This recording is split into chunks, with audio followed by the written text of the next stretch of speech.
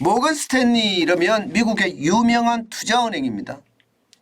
이 투자은행이 보고서에서 말입니다. 하반기로 가면 갈수록 주식시장은 떨어지고 떨어져서 급기야 대폭락을 한다 하는 이야기까지 지금 하고 있습니다. 보고서에서 말입니다. 이것을 보면서 저는 이게 도대체 뭘까? 그래서 제가 계속해서 뜯어봤습니다. 실제 모건 스탠리 보고서는요. 미국 기업들에 대한 실적에 대한 하방 리스크가 있다고 생각한다. 이렇게 아주 표현은 자연스러운 표현, 아주 단순한 표현을 했습니다마는 그 속에는요. 큰 악재가 숨어 있었습니다. 심지어 말입니다. S&P 500대 기업들의 단기 순이익이 굉장히 많이 줄어들어서서 주당 순이익도 올해 적어도 말입니다. 16% 이상 급감할 거다 그렇게 내다봤습니다. 16% 이상. 예상보다가 지금 미국의 부채 한도도 해결을 했지요. 그러면 돈을 풀 거라고 예상을 하는데 왜 지금 기업들의 실적이 떨어진다고 이야기하는지 이것은 어떻게 생각하면 정말로 그래? 이렇게 생각할 수가 있을 정도입니다. 그게 틀리는 것 같은데 이렇게 말할 수도 있을 것 같고요. 그런데 실질적으로 시장을 한번 들여다보면요. 모건 스탠리가 하고 있는 말이 큰 이유가 있습니다. 당장 말입니다. 이제 부채 한도 협상이 끝났으니까 쉽게 말하면 미국 중앙정부는 국채를 발행해서 자금을 조달해야 됩니다.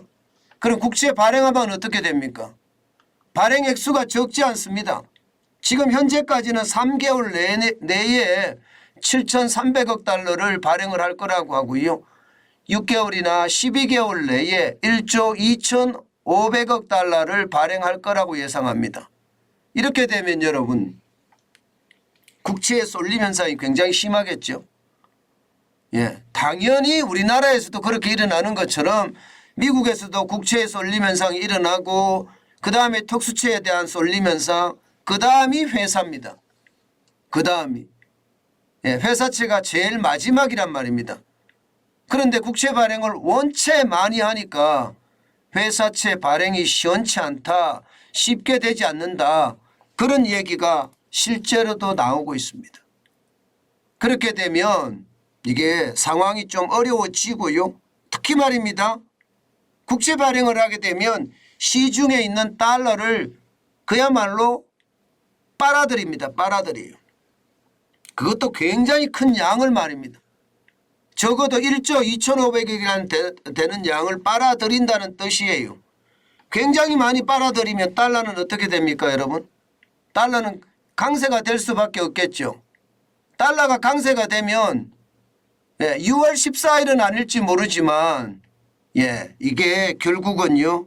시장에 또 금리를 인상한다는 이야기가 나올 수가 있습니다. 국채 발행을 1조 이상을 하더라도 금리를 0.25%포인트 올린 것과 마찬가지 효과를 낸다고 했는데 여기다가 금리까지 올리면 과연 시장이 버틸 수 있을 것인가? 지금 모건 스탠리는 그렇게 이야기하고 있는 겁니다. 그만큼 말입니다. 국채, 부채에 대한 어떤 발행 한도가 여야 협상이 잘 됐다고 하더라도요. 시장에 주는 충격감은 굉장히 클 거다. 이런 얘기예요. 결국은 구축 효과가 있다는 거예요. 구축. 있는 것을 차내는 효과가 있다는 이야기예요.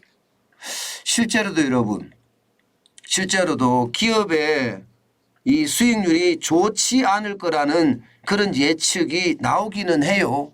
지표에서도 말입니다. 당장 이거 한번 보십시오. 이게 ISM 비제조 구매관리자 지수거든요.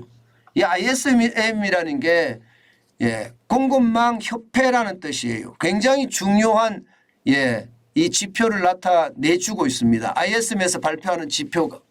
이 비제조 구매관리자 지수라는 게 서비스업이잖아요. 여러분 5월 달에 서비스업 구매관리자 지수가 50.1까지 떨어졌습니다. 물론 기준이 50이에요. 기준이 50이기 때문에 50 위니까 아직까지 비제조업의 경기는 좋아 이렇게 말할 수 있겠지만요. 여러분 2021년 9월에 보면요. 61.9를 기록을 했었거든요. 2022년이 들어와서도 1월에 59.9, 10월에 54.4, 11월에 56.5예요. 또한 말입니다. 2023년 1월에도 55.2까지 올라갔습니다. 그러던 것이 지금 51.2, 51.9 급기야는 50.3까지 떨어졌어요. 이것은 지금 그나마 버텨주는 미국의 소비도 나빠질 수 있다는 이야기를 하고 있는 겁니다. 서비스업의 상황이 나빠진다는 이야기니까요. 50이 무너질 가능성이 있다는 이야기죠. 이것은 기업의 실적에도 당연히 영향을 미칠 수밖에 없겠죠. 5월인데 50.3이니까 앞으로 더 떨어질 수 있다는 이야기잖아요. 여기에서 말입니다. 제조업은 심각하잖아요. 제조업은 지금 말입니다. 작년 10월에 50.2를 기록한 이후로 말입니다. 계속 떨어지고 있습니다. 현재는 5월달 현재는 46.9예요. 50이 기준선이라고 하는데 기준선 아래라도 굉장히 아래죠. 진짜 엄청난 아래입니다. 이것은 어떻게 생각하면 말입니다. 시장에서 말입니다. 비제조업도 떨어지는데 서비스업도 떨어지는데 지금 제조업은 굉장히 나쁘다는 뜻이잖아요. 제조업이 이렇게 나쁘면 여러분 결국 말입니다. 제가 여러분들에게 말씀드린 거 있죠.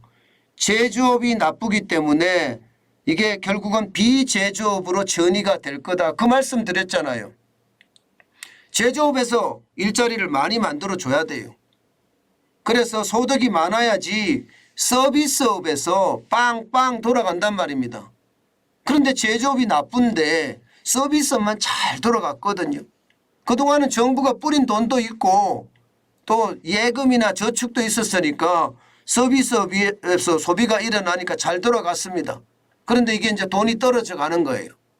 돈이 떨어져 가니까 구매관리자 지수도 지금 50.3까지 빠졌으니까요. 제조업까지도 지금 빠지는 상태니까 이렇게 되면 여러분 지금 모건 스탠리가 이야기하는 것처럼 주식시장의 대폭락 충분히 올 수 있다고 봅니다. 46.9기 때문에 코로나19 때 41.5보다는 높기 때문에 걱정할 것 없다 하지만 여러분 이게 기업이 돈을 구하지 못해서 줄줄이 망하기 시작하면 그것도 쉽지 않다는 이야기예요. 결국 말입니다. 시장의 불안감은 굉장히 크다. 이렇게 불안감이 크니까 미국의 증시 일제히 떨어졌습니다. 일제히.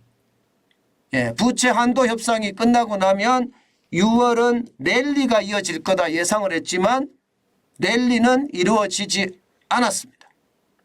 떨어졌습니다. 그것도 블루칩 중심인 다우산업지수가 장 후반으로 가면 갈수록 더 많이 떨어졌어요. 지금 보시는 것처럼 0.59%가 떨어졌고요. 199.9가 빠져서 33,562.86으로 마감했습니다. 주식시장이 불안하다 이 말이죠. 마찬가지로 대형주 중심의 S&P 500 지수도 0.2가 떨어졌고요. 8.58이 빠졌습니다. 4,273.79로 마감했고요. 기술주 중심인 S&P 나스닥 지수도 말입니다.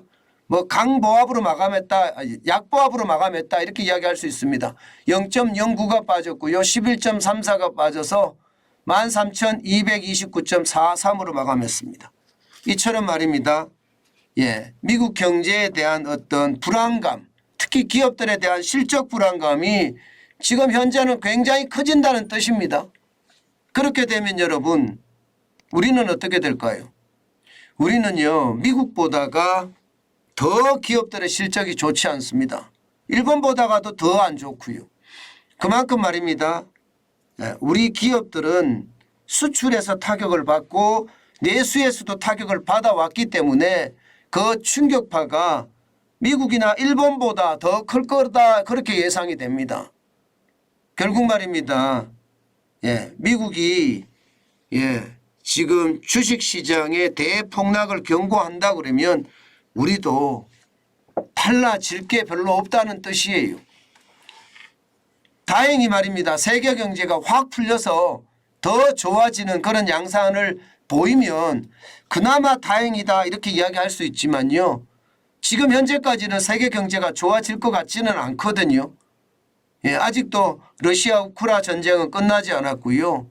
지금 미중의 충돌은 더 커지고 있고요. 그런 상황이라면 세계 경제가 좋아질 리가 없습니다. 그런 상황에서 우리가 수출이 좋아진다, 내수가 좋아진다 이렇게 바라기는 굉장히 어렵습니다. 그런 상황이라면 우리 주식시장도 여러분 진짜 조심하셔야 돼요. 제가 늘 여러분들에게 말씀드리는 것 중에 이자 앞에 장사 없다는 말을 많이 드리는데요. 그거 현실입니다. 그만큼 상황이 좀 어려워질 수 있다는 거예요. 그나마 모건 스탠리는요. 일본이나 대만이나 한국 특히 동아시아 시장에 대해서는 조금 낙관적인 견해를 가지고는 있습니다. 그렇지만 미국 시장과 분리해서 볼 수가 없으니까 시장 전체에 드는 어떤 불안감이 커질 수밖에 없다. 이것이 현재까지의 현실입니다. 그만큼 시장은요. 세계 시장 불안감, 미국 시장 불안감, 그리고 한국 시장 불안감이 커지고 있다는 뜻입니다. 단순히 그냥 쉽게 끝날 것 같지는 않으니까요. 여러분들 항상 투자에 조심하시고 또 조심하시는 거 잊지 마시기 바라겠습니다. 저는 그게 굉장히 중요한 요소라고 생각합니다.